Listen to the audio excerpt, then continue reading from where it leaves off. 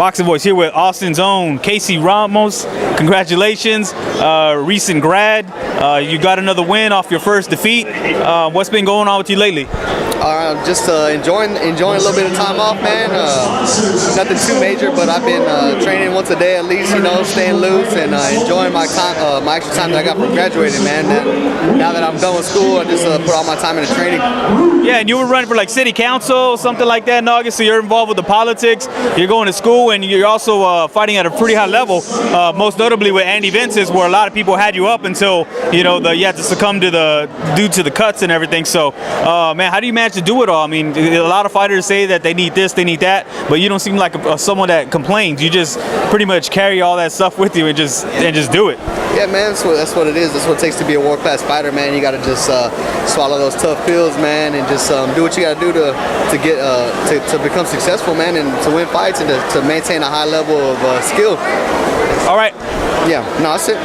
Okay, and you seem in high spirits. You know, we talked about your setback, and a lot of people gave you respect because a lot of people had you up, like I said. So, going back to that fight, what effect did it have on you, if any? I mean, well, of course, you know, my first loss, man. You know, I was down. You know, I was down. I felt like, honestly, I felt like giving up, just like any other fighter. But I just thought to myself, you know, I still did good. I'm still a good fighter. I still put up a good fight, and I won against another world-class fighter after that. So good, man. I feel good. I'm ready for the next one. And you're still in a good spot because you rebounded with an impressive win versus your last opponent, and you're still with Top Rank, and Top Rank is doing things with, you know, the new deals with ESPN and all, and you're still in the best market as far as the U.S. is Texas. So do you know of anything lined up, or are you just staying ready?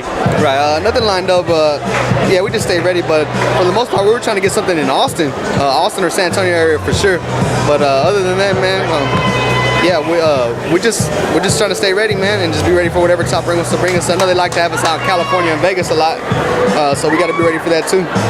All right, so what kind of impact do you think that could happen if now with this new deal, maybe they might be looking for more places to go now that they got that ESPN money and funds trying to help them out so they can have these shows at more places, most notably in Austin. What kind of impact do you think you can have, since they haven't had a lot of fighters coming out of Austin lately?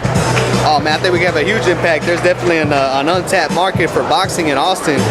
Sort of died down over the past few years, but it's picking back up right now, especially being so close to San Antonio. I believe if we can get some fights there, man, we can really tap into the boxing and San Antonio market and just really put on a good show and, you know, make some money.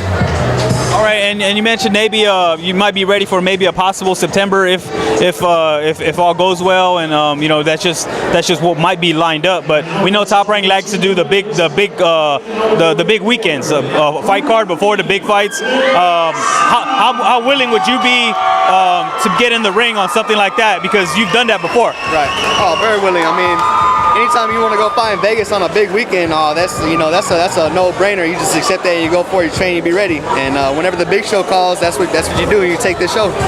All right, and lastly, on the landscape of your weight division, you got a lot going on. It's a real rich weight division, a lot of fights to be made. What do you think? Is there anybody out there that might be enticing, or how do you foresee the foreseeable future for you, seeing that, you know, you're at a hot division? Right. I mean, it's hot, definitely hot, you know, but it's up to me to train and to be ready for whoever. So I'm just gonna do that, and I'm gonna be ready for the word from Top Rank, from my management, and hopefully we can get a title, you know, a world title. That's what I want. Anybody who's got a title, I want to go for it. Okay, I want to switch off with two more questions and talk about something different. Boxing has had a big year this year. We've had a lot of good fights that the fans wanted. What do you think of that? Do you see kind of a change where we're kind of seeing the 90s and the early 2000s where boxing used to be like the best versus the best at the prime? Oh yeah, I love it, man. Anthony Joshua, Klitschko, you got Thurman, Garcia, you got all these big names fighting each other, man, and I love it. And that's what boxing's all about. The best should fight the best, and that's it. All right, lastly, who you got? Canelo or Golovkin? Canelo, man. I gotta go my Mexican brother, man.